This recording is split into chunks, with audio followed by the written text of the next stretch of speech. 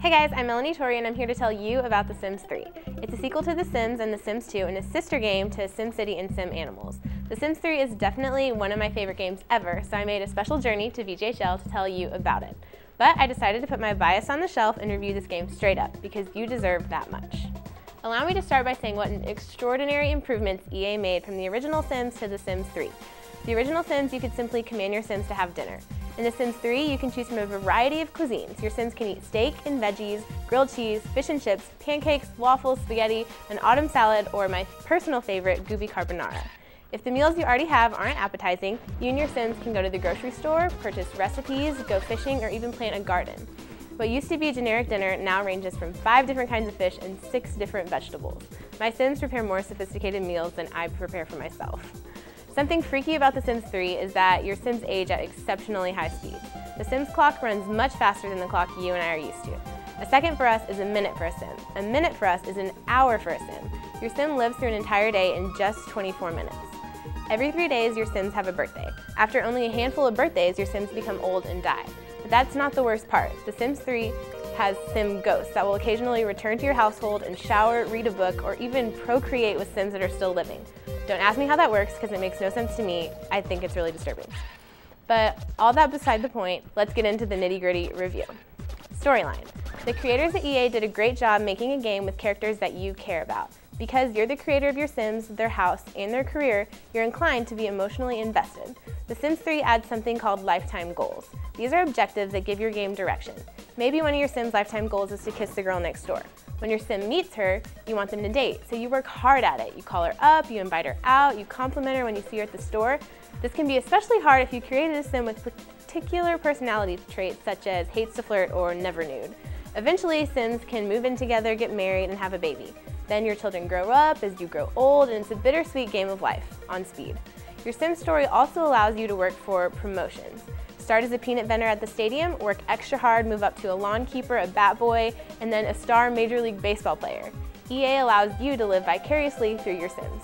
Your Sims can be a brain surgeon, a rock star, a 5-star chef, a star anchor, basically a star.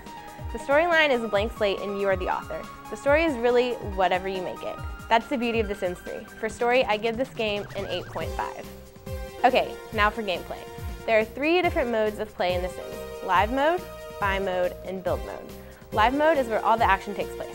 Playing in live mode is simple. Live mode is where your Sims meet other Sims, they go to work, they exercise, study, party, swim, cook. You can even command your Sims to sit down at the computer and play The Sims 3. You do it all with just one simple click. You click the object of your Sim's desires and multiple options become available. For example, click on the refrigerator to cook a meal, click on the newspaper to read it, look for a job, search for discounted classes, or to recycle it. Click on your neighbor and you can choose to greet them, tell them a joke, compliment them, insult them, flirt, or give them a hug. Play with your Sims longer and more actions become available. You control your Sims' every action, unless you set them to autonomous, then they have limited free will. Buy mode is where you purchase furniture, decor, and leisure equipment for your Sims. Your Sims has a bank account that can dwindle quickly if you don't send your Sim to work. Build mode is where construction and reconstruction of your house takes place. Your house can be 3 stories, have 6 swimming pools, contain a courtyard, be in the shape of a star, whatever you choose. Use your creative genius in build mode. The sky's the limit.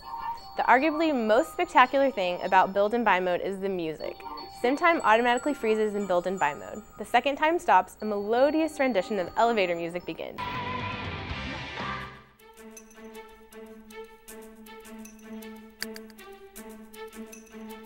I can honestly say the Sim build and buy music is the only music I can listen to for hours and not want to rip my hair out.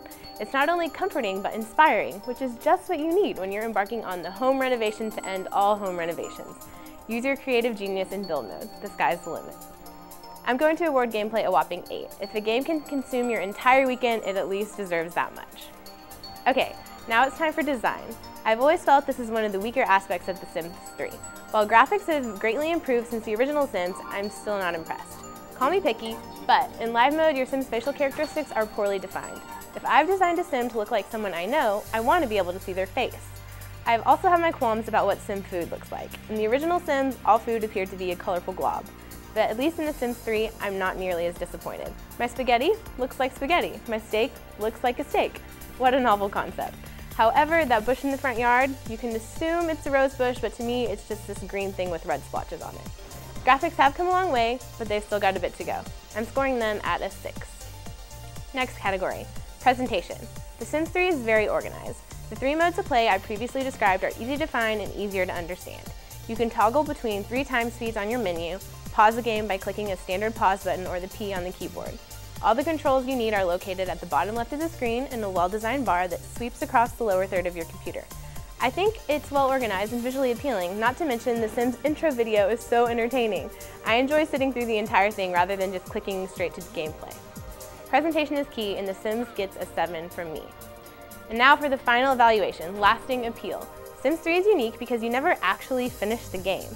Similarly to life, it's continuous. Old Sims die, new Sims are born, and the family you once created lives on through their children and their children's children. I personally find this kind of monotonous. Once you start achieving your Sims lifetime goals, the game loses its appeal.